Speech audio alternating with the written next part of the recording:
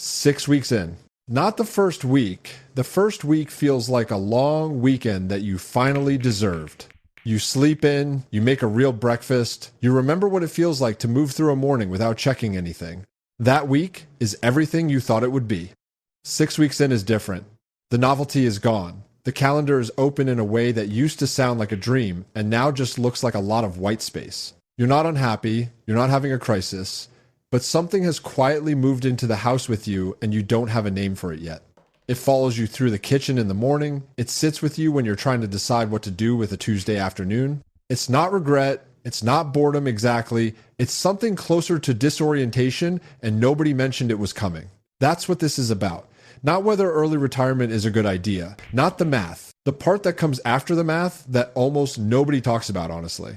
You did everything right. That's the thing worth saying first. Because most of the people who end up in that 6-week moment did. They saved aggressively. They ran the numbers more times than they can count. They had a plan. They stress tested the plan. They waited until the plan was solid before they pulled the trigger. The financial problem got solved. Freedom arrived exactly when it was supposed to. And freedom felt strange.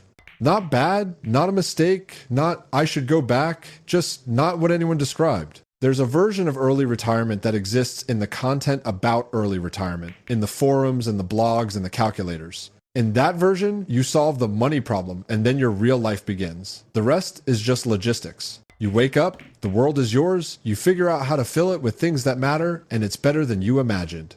Some people get that version, but a lot of people who planned carefully, people who weren't naive about it, get something more complicated. And because nobody's talking about the complicated version, they spend the first few months wondering if something is wrong with them.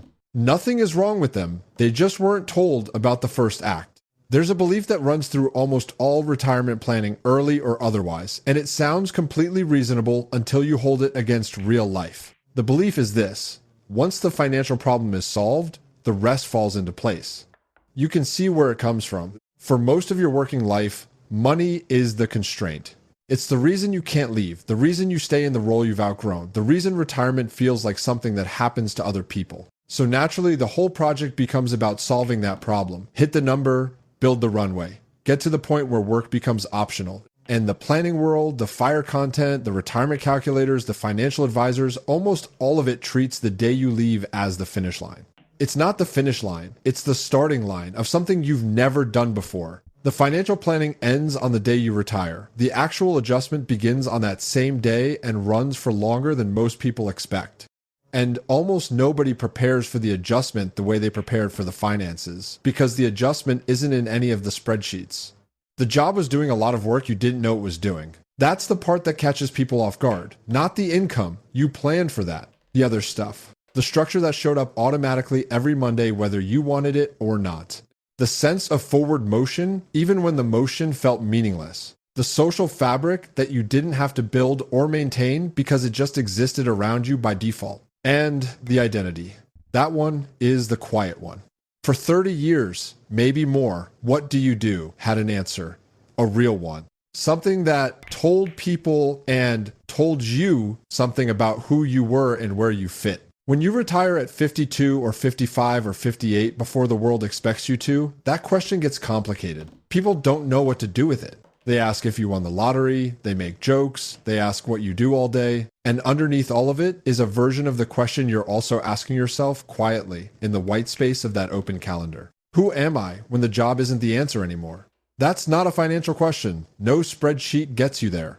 And it's the one that determines more than almost anything else, whether your early retirement is the life you imagined or something you spend the first 2 years trying to figure out how to fill.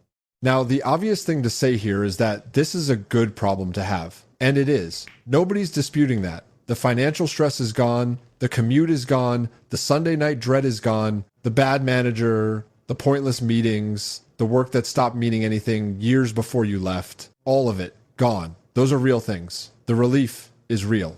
And relief doesn't automatically fill a space with something. That's not ingratitude. It's just how it works. You can be genuinely grateful you left and still find the first year harder than you expected. Both things are true at the same time. The people who struggle with the adjustment aren't the ones who made a mistake. They're usually the ones who are honest enough to admit what they were actually experiencing instead of performing the retirement they thought they were supposed to be having.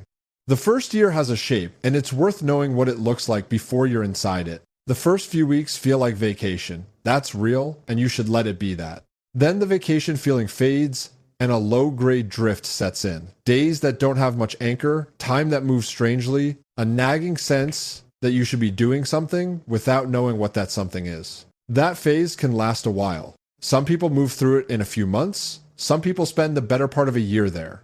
Somewhere in the middle of it, a quiet question surfaces. Not a dramatic one, just what is this actually for? What am I building? What does a good version of this look like? And that question, when it shows up, is actually the useful one. That's the beginning of the real work.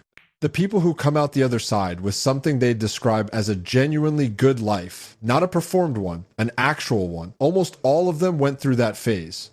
The ones who skip it usually did one of two things. They filled every hour with activity, so they never had to sit in it. Or they went back to work, not because the money ran out, but because they hadn't built the thing that was supposed to replace the job and they didn't know what else to do. Going back isn't failure. For some people, it's the right call. But a lot of the people who go back do it by default, not by choice. And that's a different thing. The people who land well share one thing. They didn't just leave something. They left towards something. Not a bucket list, not a packed schedule of hobbies and travel that just recreates the busyness of work with more interesting content. Something more like an identity that doesn't need the job to hold it up.